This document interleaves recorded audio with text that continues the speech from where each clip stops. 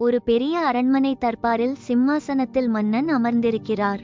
அமைதியை சிறந்த முறையில் வரையும் ஓவியருக்கு உயர்ந்த பரிசு அளிக்கப்படும் என்று மன்னன் அறிவிக்கிறார்.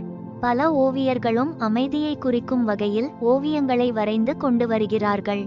அமைச்சர்கள் அதில் 2 ஓவியங்களை தேர்ந்தெடுத்து தர்பாரில் ராஜாவின் பார்வைக்காக வைக்கிறார்கள்.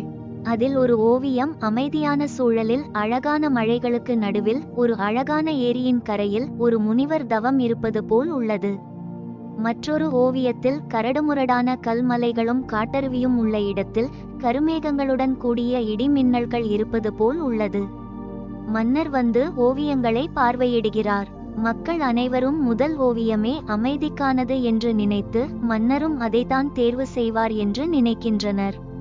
மன்னர் 2 ஓவியங்களையும் சற்று நேரம் நோக்கிவிட்டு 2வது ஓவியத்தை சற்று கூர்ந்து நோக்கிவிட்டு அதுதான் அமைதிக்கான சிறந்த ஓவியம் என்று கூறினார். மக்கள் குழப்பத்துடன் பார்த்தனர். அப்போது மன்னர் இவ்வாறு விளக்கினார்: இந்த ஓவியத்தில் இரைச்சலுடன் கூடிய காட்டருவி, கடும் இடி மின்னல்களுடன் கூடிய மழையில் அந்த அருவியின் பக்கத்தில் ஒரு கூட்டில் ஒரு தாய் பறவை அதன் குஞ்சுகளை காத்து கொண்டு அமைதியாக இருக்கிறது. அமைதி என்றால் சத்தம் இல்லாத இடம் மட்டுமல்ல, கஷ்டங்களின் நடுவிலும் மனம் தளராமல் உள்ளத்தில் அமைதி இருக்கும் நிலையே உண்மையான அமைதி. அத்தகைய அமைதியை இந்த ஓவியம் காட்டுகிறது என்று விளக்கினார்.